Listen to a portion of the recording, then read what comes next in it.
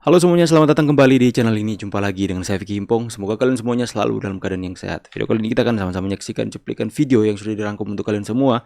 Dan kita akan berbicara soal presiden yang saya begitu kagumi, Pak Joko Widodo hari ini, yang menjadi perbincangan hangat hari-hari ini di media sosial. Dan tanpa perlu banyak basa-basi, kita akan segera bahas videonya satu persatu. Let's go guys. Pak Jokowi itu kalau dia mau melangkah ke sana dan ada halangannya itu adalah konstitusinya yang diubah, Pak. Aturannya yang diubah. Itu namanya legalisme otokratik kita sebut. Dia ada KPK menghalangi pembangunan, dia ubah undang-undang KPK-nya. Dia ini ternyata banyak sekali aturan yang menghambat di daerah. Bikinlah omnibus law, jadi sentralisasi. Akibatnya apa? Dengan legalisme otokratik yang dihancurkan oleh Pak Jokowi adalah demokrasi. Apa ciri demokrasi? Secara sederhana, checks and balances. Tadi di anggaran APBNP dihilangkan. Fungsi DPR menjadi hilang dalam hal pengawasan. Pak Jokowi itu kalau dia mau Jokowi lupa Joni dijanjikan masuk TNI. Oh, ini lagi rame juga teman-teman. Yang memanjat bendera Pak di NTT. Pemanjat bendera di NTT. Diundang di istana itu Pak. Iya. Yang bendera mau jatuh terus dipanjat. Kan Bapak menjanjikan yang benderanya kan mau jatuh, Pak Jonia manjat. NTT, Pak. Bapak mengundang ke istana dan menjanjikan Joni ini untuk masuk TNI, Pak. Tapi dia seleksi nggak lolos. Karena kurang tinggi itu, Pak. Ya, semua ada aturannya, Panglima. Serahkan ke Panglima. Tentu saja teman-teman ya, saya bahas sedikit ya. Tentu saja ini akan menjadi seperti amunisi bagi para pembenci Pak Jokowi untuk mengatakan, Jokowi itu tidak menepati janjinya, Jokowi hanya surga telinga dan sebagainya. Jokowi lupa kepada Joni yang waktu itu menundukkan bendera. Itu masih berapa tahun lalu ya Pak Jokowi, bahkan masih terlihat muda. Apa kalian pikir tugas presiden hanya memikirkan Joni saja? Tugas presiden ini banyak sekali dipikirkan. Apakah setiap perencanaan yang dilakukan oleh Presiden Republik Indonesia di ujung akhir masa mungkin dia akan beristirahat di rumah, dia yang dipikirkan Joni sampai bertahun-tahun, apakah dia akan terus ingat Joni? Logika berpikir lah teman-teman ya. Pasti para pembencinya akan mengatakan seperti itu. Dan juga jika Pak Jokowi mengatakan, ya udah saya akan perintahkan kepada Panglima untuk masukkan saja Joni ke dalam, pasti mereka akan putar balikan. Mereka akan katakan, wah Jokowi ini otoriter, menyalahgunakan kekuasaan untuk masukkan Joni, padahal dia tidak memiliki kapasitas yang bagus. Bagaimana anak-anak yang lain yang tidak memenuhi standar? Bagaimana ini dan itu? Mereka apapun yang akan dilakukan Jokowi pasti akan mereka salahkan.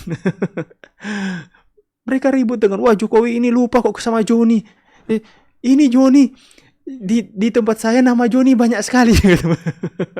Joni banyak ya, apalagi satu Indonesia. Kalian mau tanyakan kepada Pak Jokowi yang sudah keliling satu Indonesia, yang banyak bertemu dengan orang-orang yang namanya Joni.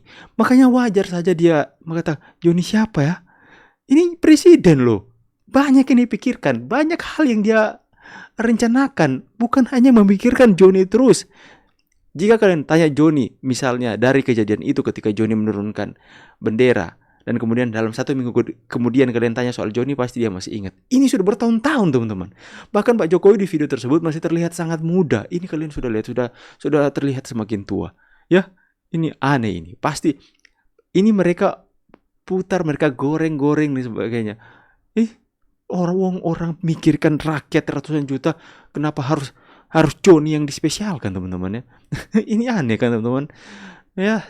Itulah para pembenci Pak Jokowi ya. Selalu aja ada aja hal-hal yang mereka mau buat untuk menjatuhkan Pak Jokowi kita teman-teman. Selamat jalan Pak. Bapak akan menjadi kenangan yang indah buat Indonesia. Saya senang Bapak Presiden selalu mengatakan kita kompetitif. Hebatnya Pak Jokowi. Kita harus kompetisi. Kami tidak takut bersaing dengan mereka karena kita juga memiliki modal kekuatan yang baik serta kredibilitas kepercayaan yang selama ini sudah kita bangun. Dan saya percaya dengan leadership Bapak, walaupun Bapak beberapa waktu lagi akan meninggalkan pemerintahan, memimpin ini, tapi Bapak telah meninggalkan legacy yang saya kira tidak mudah dibentuk oleh orang lain. Dan saya percaya Bapak Presiden sepanjang waktu orang akan mengenang bahwa Bapak telah meletakkan landasan negara ini menjadi negara industrialisasi. Tidak hanya pengekspor raw material, Saya kalau Luar boleh biasa. mungkin agak sentimental, selamat jalan Pak. Bapak akan menjadi kenangan yang indah buat Indonesia. Walaupun masih 2-3 bulan Pak Presiden, tapi saya kira acara penting semacam ini menurut saya sangat, buat saya pribadi sangat menyentuh. Karena saya ingat Pak, di depan pintu masuk istana di yang belakang Bapak firm untuk menyangkut kita memban ekspor nikel ore, dan itu merupakan tantangan. Kita kehilangan 1,5 miliar waktu itu, 1 miliar sekian, tapi sekarang buahnya kita lihat Pak, kita disegani, dihormati, dan teknologi Luar kita tambah biasa bagus, ya. dan Ini ekspor kita akan meningkat. Jelajah Luar biasa ya. untuk kelanjutan ke depannya untuk IKN. Jokowi panik, detik-detik Prabowo gugup depan Jokowi. Ingin lanjutkan IKN tapi tak boleh dipaksa. Asik ya. Nanti di masa pemerintahan Bapak. Oh, pasti kita selesaikan. Backgroundnya Pak Dan keren, parah. ya walaupun memang rencana garis besarnya kalau tidak salah belasan tahun ya, atau kalau tidak salah pernah disebut puluhan, berapa puluh tahun kan, sebagaimana ibu kota Dua negara lain presiden kan juga Indonesia. sangat panjang.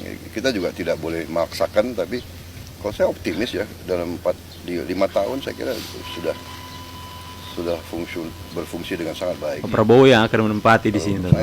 Saya bukan ahli teknik ya, tapi saya lihat Pak Jokowi senyum kecil. potensinya, saya yakin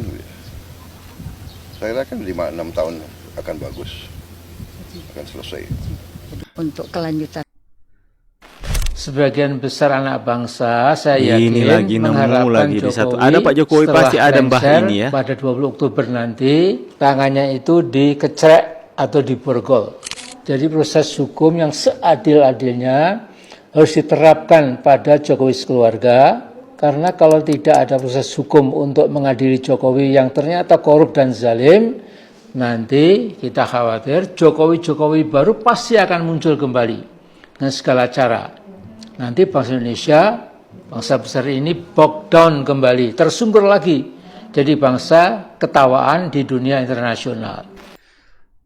Saya tuh nggak habis pikir sama orang tua satu ini teman-teman ya. Kok bisa sejahat itu loh, setega itu loh. Dan yang saya heran, sangat bebas teman-teman ya. Sebagian besar anak Sangat bebas untuk mengatakan hal-hal yang seperti ini kepada Presiden Indonesia. Apakah dia karena dia adalah seorang politisi senior ya? Coba kalau bukan orang biasa yang katakan hal-hal seperti ini pasti sudah diringkus teman-teman. Tapi kok dia mengatakan hal seperti ini, mengatakan harus diborgol Pak Jokowi bersama dengan keluarga, bebas-bebas saja ya. Sebegitu bencinya beliau dengan Pak Jokowi. Tapi Pak Jokowi yang menanggapi dengan mungkin Pak Jokowi bahkan mendoakan orang seperti ini. Makanya Pak Jokowi itu semakin hari semakin dipromosi oleh Tuhan Yang Maha Kuasa, karena yang menjadi pembelanya adalah Tuhan sendiri. Dizolimi, dikata-katai, mau dikatakan mau dipenjara, Pak Jokowi cuma diam aja dan biarkan pembalasan itu adalah milik Tuhan. Diam aja. Pak Jokowi tidak mau merespon hal-hal seperti ini. Itulah yang terjadi dalam sepanjang kepemimpinan Pak Jokowi. Ada orang-orang seperti ini yang bahkan kita melihat itu rasa geram sendiri, tapi kita mau bertindak seperti apa juga tidak bisa teman-teman ya. Ini adalah demokrasi dan semua orang bebas untuk berbicara. Tapi kita melihat dan mengambil hal yang positif dari sikap Pak Jokowi menanggapi hal-hal yang seperti ini. Yaitu dia tidak menganggap hal ini adalah sebuah hal yang penting. Dia tidak menganggap bahwa hal ini adalah hal yang akan menambahkan apapun dalam kehidupannya, bahkan dalam keluarganya. Bahkan semakin Jokowi dihina, dijatuhkan, dia katakan seperti ini, semakin banyak yang mendukung Pak Jokowi. Ya, kita bisa melihat bahwa pengaruh Pak Jokowi semakin hari semakin kuat. Padahal kita melihat begitu banyak orang, bahkan partainya sendiri itu begitu memberikan tekanan dan berusaha untuk menjatuhkan Pak Jokowi, tapi tidak bisa. Karena itu, jika Tuhan berada di pihak kita, siapakah lawan kita? Ya, balaslah kejahatan dengan kebaikan. Maka Tuhan akan berperkara dengan orang-orang yang menjahati kita. Ya, saya berharap ini bisa memberikan ya sedikit manfaat buat kalian semua.